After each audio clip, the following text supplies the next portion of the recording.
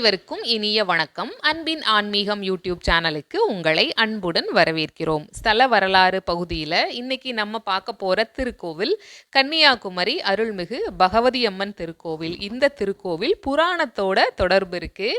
அந்த சுவாரஸ்யமான தகவல் என்ன அப்படிங்கிற தகவலையும், இங்கு என்ன விதமான திருவிழாக்கள் நடத்தப்படுது அதை பற்றின தகவலையும் நம்ம தொடர்ந்து பார்க்கலாம். நம்ம சேனலில் நீங்கள் முதல் முறையாக பார்க்குறீங்கன்னா ஞாபகமாக சப்ஸ்கிரைப் பண்ணிக்கலாம். நம்ம இந்திய திருநாட்டோட தெற்கு எல்லையாக இருக்கக்கூடியது கன்னியாகுமரிங்கிறது எல்லாத்துக்குமே தெரியும். இந்தியாவின் தெற்கு எல்லையாக இருக்கக்கூடிய கன்னியாகுமரியில் கன்னிகையாக வீற்றிருந்து அருள் பாலித்து வர்றவ அன்னை பகவதி அம்மன். ஒரு கன்னிப்பெண்ணை தவிர யாராலும் தனக்கு மரணம் ஏற்படக்கூடாதுன்னு பிரம்மதேவர்கிட்ட வரம் வாங்கியிருக்கான் ஒருத்தன். அவன் யாருன்னு பார்த்தீங்கன்னா பானாசுரன். இதை தொடர்ந்து பானாசுரன் வரம் வாங்கினதை தொடர்ந்து தேவர்களும் முனிவர்களும் திருமாலை தஞ்சமடைகிறாங்க. ஏன்னா பானாசுரன் இப்படி வரம் வாங்கினதுனால தேவர்களை அவன் ரொம்ப துன்பப்படுத்துவான் அப்படிங்கிறதுனால திருமால் கிட்ட தஞ்சமடைஞ்சிருக்காங்க. அப்போது திருமால் ஒரு யோசனை சொல்கிறாரு. என்னன்னா, நீங்கள் பார்வதி தேவி கிட்ட போங்க, பார்வதி தேவி இந்த பிரச்சனையை உங்களுக்கு சரி செய்து கொடுப்பாங்க அப்படின்னு சொல்லியிருக்காரு. அதனால் பானாசுரனை எப்படியாவது வீழ்த்தணும் அப்படிங்கிற நோக்கில் பார்வதி தேவியை நோக்கி தேவர்களும் முனிவர்களும் தவம் புரிஞ்சிருக்காங்க. அவங்களோட எண்ணப்படி அன்னை பார்வதி தேவி ஒரு கன்னி பெண்ணாக குமரி கண்டத்தில் அவதரிச்சிருக்கா. ஈசன் மீது இருக்கிற பக்தியினால ஈசனைத்தான் நான் மனம் புரியணும் அப்படின்னு விரும்பி கன்னியாகுமரியில் கடல் நடுவே இருக்கக்கூடிய பாறையில் ஒற்றை காலில் தவம் மேற்கொண்டு இருக்கா அன்னை பகவதி அம்மன். அன்னை பகவதி அம்மன் தவம் இருக்கிறத பார்த்துட்டு சிவபெருமான் தேவியை திருமணம் செய்துக்கிறதுக்கு ஒத்துக்கிறாரு. இப்போ அந்த திருமண நாளும் குறிக்கப்படுது. அந்த திருமண நாளில் அந்த நேரத்தில் சிவபெருமானால் சரியாக அன்னையை மனம் புரிய முடியலை. ஏன்னா பானாசுரனை ஒரு கன்னிப்பெண் தான் வீழ்த்தணும் அப்படிங்கிற ஒரு பிளான் இருக்கிறனால இதெல்லாம் திருமாலும் தேவர்களும் கொடுக்கக்கூடிய ஒரு சின்ன இடையூறாக இருக்கலாம்ங்கிற தகவலையும் சொல்கிறாங்க. இப்போது சரியான நேரத்திற்கு சிவபெருமானால வர முடியல. அதனால பார்வதி தேவியை மனம் புரிய முடியல. திருமண கோலத்துல கன்னியாகுமரியில காத்திருந்த தேவி இப்ப ஈசன் வரல அப்படிங்கிறதுனால ரொம்ப கோபமடைஞ்சிடறான்.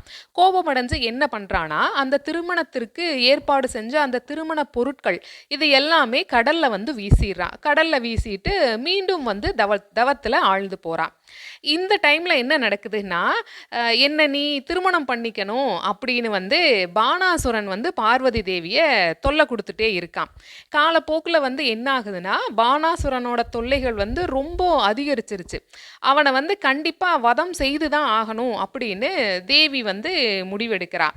முடிவெடுத்துட்டு என்ன பண்ணுறான்னா, ஒரு விஜயதசமி நாளில் கன்னியாகுமரியில் இருந்து மகாதானபுரத்துக்கு போகிறான். அந்த மகாதானபுரத்திற்கு அவள் எப்படி போகிறான்னா, ஆண் உடை தரித்து குதிரையில் ஏறிட்டு போகிறான். இந்த குதிரையில் ஏறி சென்று பானாசுரனை வதம் செய்து வீழ்த்தினதுக்கு அப்புறமா மீண்டும் கன்னியாகுமரி கடற்கரையில் தவக்கோலத்தோட பகவதி அம்மனாக அருளாட்சி செய்துட்டு வர்றா.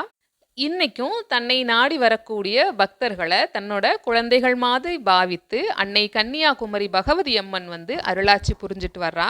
இந்த திருக்கோவிலில் நடைபெறக்கூடிய திருவிழாக்கள் என்னென்ன அப்படின்னு நம்ம பார்த்தோம்னா, புரட்டாசி நவராத்திரி திருவிழா மிகவும் சிறப்பான முறையில் நடைபெறுது. அதுக்கப்புறம் வைகாசி திருவிழாவும் தேரோட்டமும் தெப்போற்சவமும் நடைபெறுது. ஆடி மாதத்தில் ஆடி களப திருவிழாவும் நடைபெறுது. ஏராளமான பக்தர்கள் சுவாமி தரிசனம் செய்யறாங்க. இங்கே நேர்த்தி கடன்கள் செலுத்தப்படுது. அந்த நேர்த்தி கடன்கள் என்னன்னா, கன்னிகா பூஜை, சுயம்வர பூஜைகள் இதெல்லாமே செய்யறாங்க. அது மட்டும் இல்லாம கடற்கரையில முன்னோர்களுக்கு தர்ப்பணம் செய்யக்கூடிய நிகழ்வும் இங்க நடைபெறுது. கன்னியாகுமரி பகவதி அம்மன் திருக்கோவிலுக்கு இந்த வீடியோவை பார்த்துட்டு இருக்க நீங்க யாராவது போயிட்டு வந்திருந்தீங்கன்னா, அங்க இன்னும் நடைபெறக்கூடிய விழாக்கள் என்ன, அங்கே செய்யக்கூடிய பரிகார பூஜைகள், நேர்த்தி கடன்கள் ஏதாவது இருந்தது அப்படின்னா அதை இந்த வீடியோவோட கமெண்ட் பாக்ஸில் நீங்கள் சொல்லுங்கள்.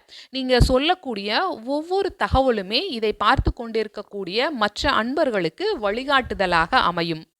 கன்னியாகுமரி அருள்மிகு பகவதி அம்மன் திருக்கோவிலோட ஸ்தல வரலாறு பற்றின இந்த பதிவை இதுவரைக்கும் முழுமையாக கேட்ட உங்கள் அனைவருக்கும் மிக்க நன்றி. இந்த பதிவு உங்களுக்கு பயனுள்ளதாக இருந்திருக்கும்.